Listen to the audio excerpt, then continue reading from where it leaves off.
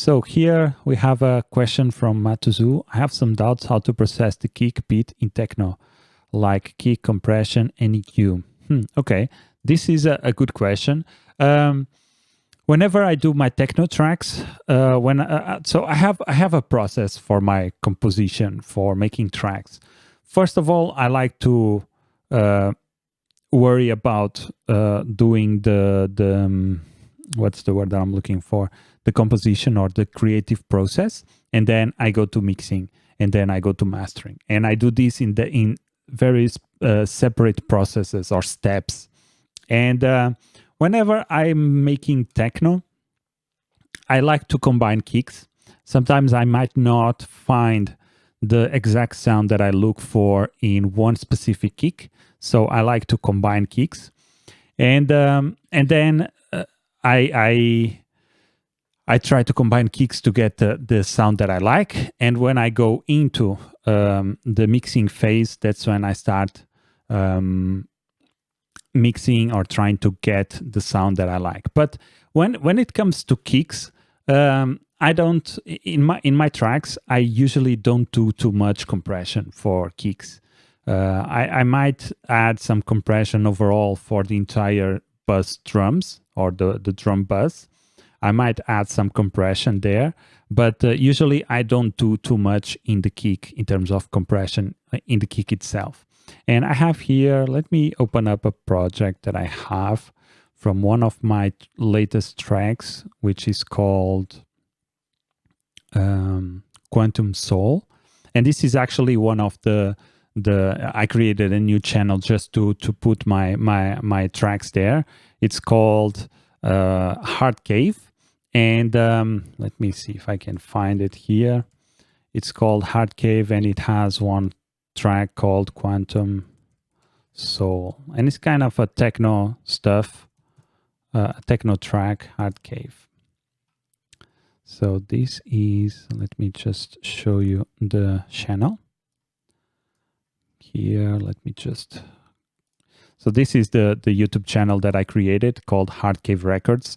And this will have all my tracks there. So every techno track that I create, I will be posting them here. And this is the track. So let's listen a little bit of especially when the kick comes.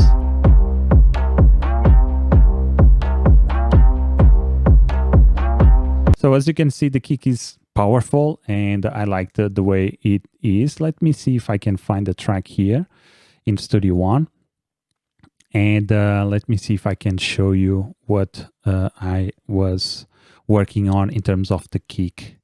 Let's see. Actually, I did some work here. I was confusing the way I mix my hip-hop tracks with my techno tracks. But in this case, let's see. As you can see, it's very gentle EQing. I just added a little bit on top here to add a little bit of the high end of the kick to boost this part here. And then I removed this part here, which sometimes this area between 100 and 500, we can find a lot of wonkiness in the kick. So, especially in the kick and bass. So I like to remove this part here. In this case, I boost this one here because I liked it. And then I just added a camel crusher just to give some power to the kick. Let me see if I can. I don't know if you will be able to listen to this. No, because I have to change my Focusrite. Maybe for, let's see, Windows Audio. Let's see if this will work. I don't think so. Oh yeah, now you are listening also the kick here. So let's go, let's see the before and after.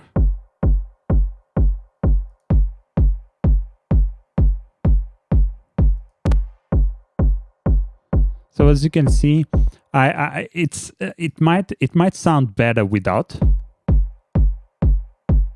Sounds a little bit more boomy, but I liked it because I mixed it in the context of the entire track. So this way it sounds a little bit more. It's a little bit. I feel sharper, and it's not so boomy.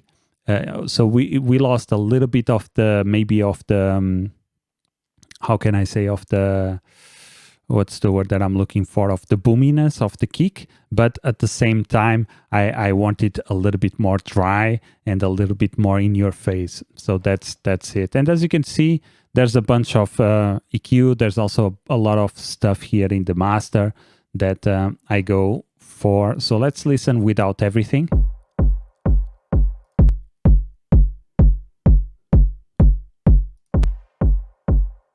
And it's a little bit lower in terms of volume, but that's fine. But as you can see, it completely changed the way the kick sounded. And sometimes it could be just an aesthetic thing, like you might look for specific sound, but it's hard to give you just specific tips on the kick, because sometimes I completely change the way the kick sounds. Sometimes I just leave the kick as it is. So it's a little bit depending on what you are looking for in your track and what you want to take out of the track. If you want your track to sound a little bit more boomy, you might boost the low end and reduce the high end. If you want your kick to go through the speakers a little bit more and go through the mix a little bit more, you might boost the high end and the mids, and maybe reduce a little bit of the low end. So it's a little bit of it depends a little bit of what you want the track to sound like. But yeah, that's basically it, what I do for my techno kicks. In terms of compression, I try to avoid to add too much compression to a kick. To be honest, I might add a little bit of distortion with Camel Crusher like I did in this example, but I don't know. Sometimes I just don't worry too much about compression when it comes to drums, because if they sound good, sometimes I'm mixing my pop tracks and I just don't add any compression at all.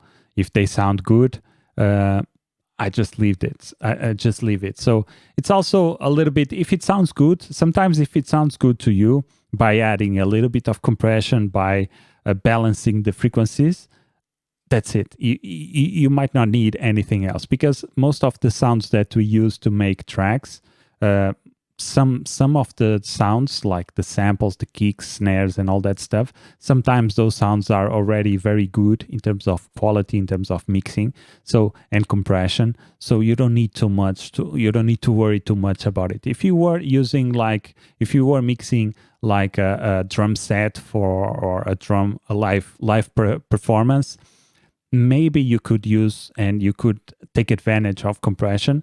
But in electronic music production, sometimes you just don't need it too much. But in this case, if you are starting out, just and as you can see, you have some doubts in how to process the kick in techno.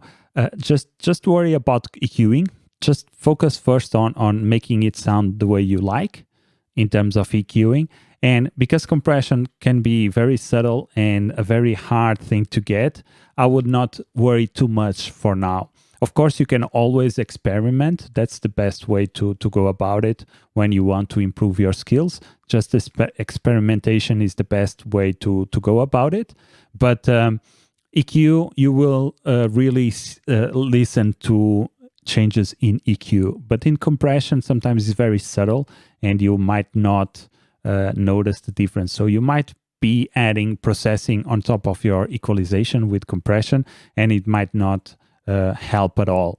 So I would say nowadays, because we have so many samples, so good quality samples, I would mostly say to focus just on EQ, like getting the equalization correctly, and not if you are having issues with EQ or with compression, I would just focus on EQ and trying to get the best out of the EQ, and slowly think about the compression or learn about compression and try to get a better understanding of compression.